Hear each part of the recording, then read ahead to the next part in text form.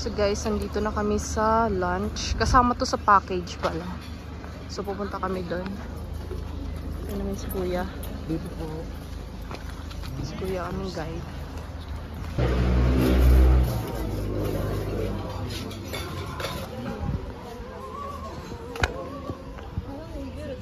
Ciao! So katapos lang namin guys kumain. So free siya sa tour. Ay hindi naman daw siya free. Included siya sa tour. So 2,200 yung binayaran namin dito sa underground river na tour. Tapos hiwalay pala yung bayad sa zipline ha. 600 pesos per head ang zipline. So yun lang naman ang update. So guys, sa dispatching area na kami. Papunta na kaming underground river. So tingnan nyo ang alon. So sila yung mga ka-group namin. So sasakay kami ng mga bangka.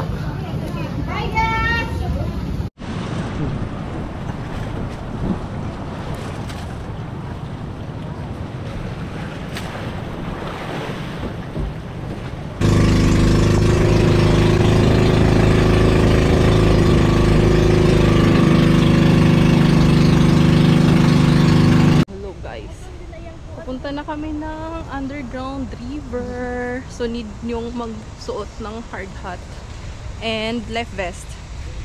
May mga pagalagala palang monkey dyan guys. So nakakatakot. Ayan. Pero ang cute nila. Nakikita nyo lang sila dyan. Interesting.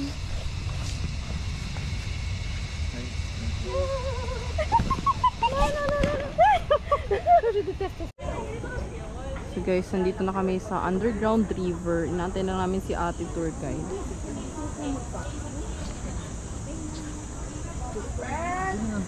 Wait pa lang kami ng aming turn para dyan sa mga boat na yan, maliliit. So meron pa lang ganito. Audio device daw to. English tong sa amin. So ayan, waiting time pa para makasakay kami dyan. Papasok ng cave. So ang ganda dito.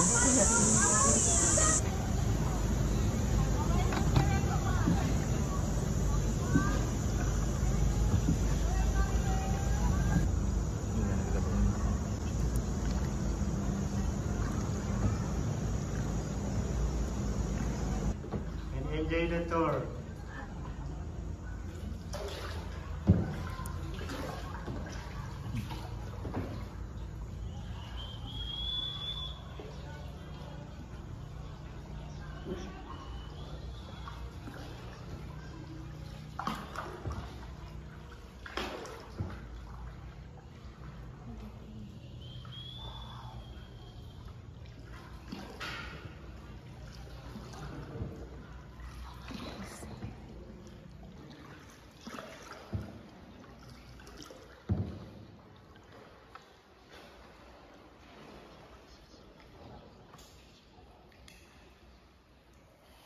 Okay, bathtub. Okay.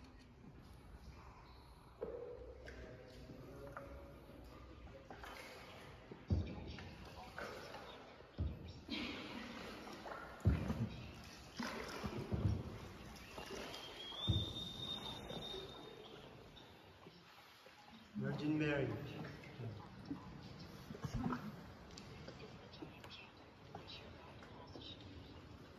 Giant candy.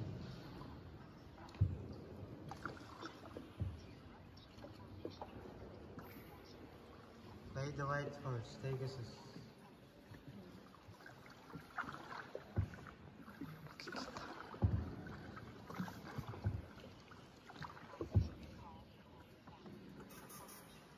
Holy Family.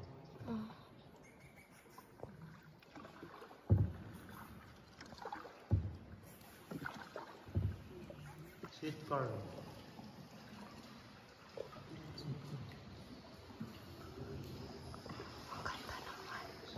On the left side, giant mushroom.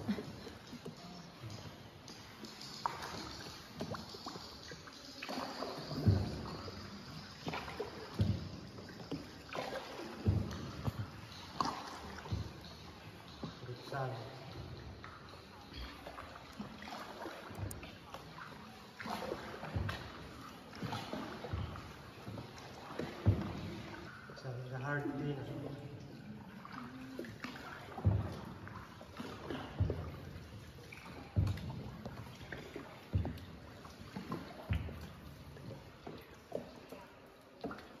Eggplant.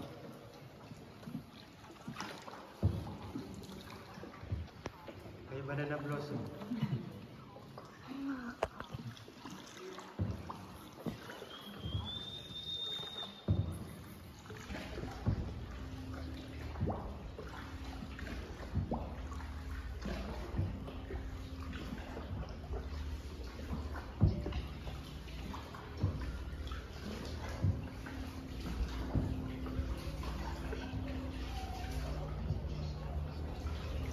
Hi everybody, wake up. Good morning. Congrats my survivor.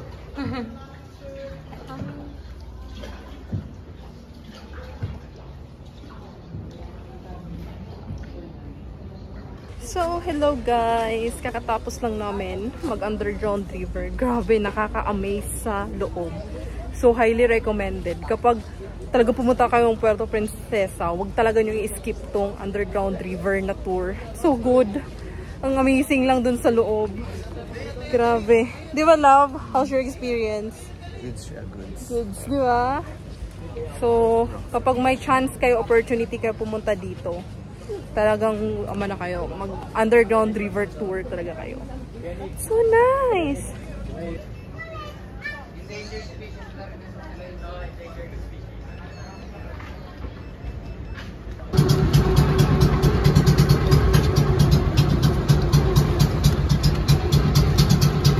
Hello guys! We're back sa hotel. So, nandito kami sa poolside. Ayan, poolside to ng hotel sa pinakataas. So, yung room namin dito lang din, malapit.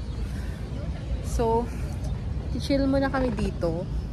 Tapos, siguro magmamango shake lang kami. Then, maliligo na. So, yung underground river pala ay wala siyang swimming activity. So, walang swimming doon. Bukas pa yung island hopping namin. So, ngayon, mag-chill lang talaga kami dito. So, yeah, yun lang naman yung update. Grabe, nakakapagod din. Malayo din yung underground river sa pinaka-sentro. So, talagang sasadyain mo siya. Pero it was worth it. So, guys, nag-swimming na kami kasi solong-solo namin ngayon yung pool. Kahapon, sobrang daming naliligo dito. So, di kami maka-acting. So, ayan. Marso na ka. Tapos na kami mag-swimming. Nag-order lang kami ng mango shake. Tapos ito, hindi ko na ito masasama sa haul ko. Pero, bumili kami ng egg pie, diba, sa Baker's Hill. So, papartner na namin siya ng egg pie. So, andito pa rin kami sa pool. Ayan, walang liligo. Hello guys! Good evening! So, ayan, naka-attire na ako kasi lalabas kami ni Marso ngayon. Actually, 6:58 na. So, target namin makalabas kasi ng 7. So, pupunta kami ng Rizal or sa may sentro nila para maghanap kami ng makakainan. So, yung background ko, ayan. Yan pa yung decoration namin nung pictorial ni Marso kagabi para sa birthday niya. So, after namin kasi mag-swimming sa pool, so yun lang yun. Nag-snack lang kami doon ng mango shake. Tapos yung egg pie. Then, nag-ayos na kami agad. Kasi, yun nga, magdi-dinner kami sa labas ngayon. Kasi kagabi, diba, nag-dinner kami sa hotel. So, ngayon naman sa labas kami. So, ready na si Marso. So, mag-head out na kami. So, nakaganto talaga ako kasi, you know, bitin. So, yeah, ito pala yung aking attire. This skirt is from Lovito. Then, ito naman, nabili ko lang to sa TikTok shop, sa Zanea. Ayan. So, yun yung pinag-partner ko ngayon. So, yeah! Dalhin namin kayo sa dinner. Hindi namin sure pa kung saan. Let's go.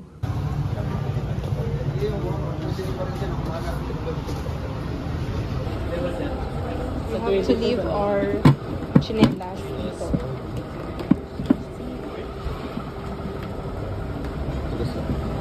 Tuloy po. Thank you. Hello po. Good evening po. Good evening po.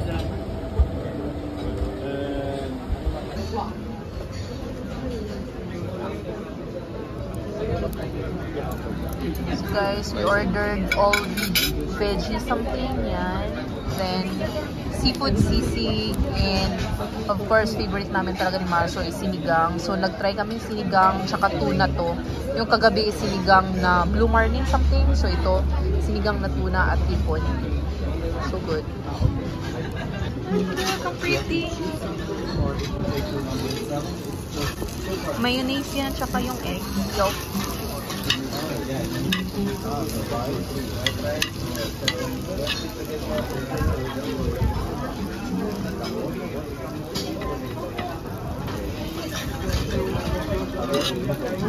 So good.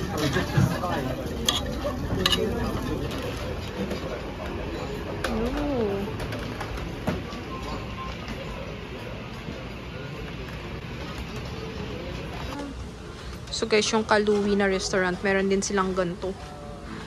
May souvenir shop din sila. Ayan. So I need to buy some magnets.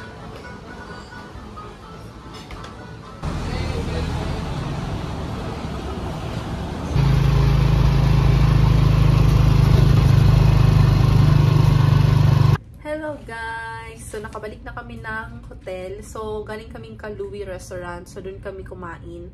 So second to the last day na pala namin ngayon dito sa Puerto Princesa. So may isang activity na lang kami bukas, yung island hopping. So gusto ko nang ayusin yung maleta namin. So i-haul ko na yung mga napamili namin dito. So umpisahan natin yung mga napamili namin kahapon sa Baker's Hill. So yung Baker's Hill ay bakery siya on the top of the hill. So una namin binili is itong egg pie, which is best seller daw to nila. Sobrang sarap nito. Like seriously, sobrang sarap nito. Tapos mag-i-insert na lang ako dito siguro somewhere sa screen ng picture niya nung buo pa siya bago namin kainin. Kasi ang natira na lang talaga dito ay charon! Nag-iisang pie na lang siya. So, yun lang yung isa sa napamili namin. So, yung next naman, doon sa Baker's Hill, ang napamili namin is itong hopya na ube. Nilikman ko siya, parang normal lang din naman siya na hopya.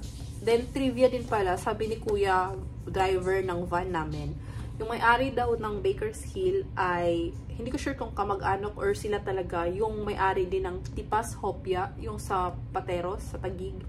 So, yeah, parang normal lang naman siya na hopya. Ano daw to? Hopya ube with pork oil. Ayan. So, masarap naman siya. Kung mahilig kayo sa hopya, masarap din naman siya. So, yun lang yung napamili namin sa Baker's Hill. After Baker's Hill, hindi ko sure kung ano nauna. I think nauna din to. Ito. So, nakalabas lang kasi ng mga napamili namin sa Baker's Hill. So, dumaan din kami sa isang store or market na lahat sila pasalubong center. So, ayan. Nasasupot na to. So, kasi doon, cash basis lang siya. So, wala siyang mga payment ng card or GCash. Wala. So, ang napamili lang namin ay ito. Hopya with cashew nuts. Natikman na namin to kasi ang laman nito ay 4. So, may isa na lang. So, masarap siya. So, yung Puerto Princesa kasi ay well-known sila sa cashew nuts. Pero, medyo pricey lang yung mga ibang cashew nuts doon. Like, yung mga roasted, mga ganun. So, ang binili na lang namin is itong brittle na cashew nuts. Ito is 195 pesos. Ayan siya. So, ito lang napamili namin na brittle cashew nuts. Ito lang isa.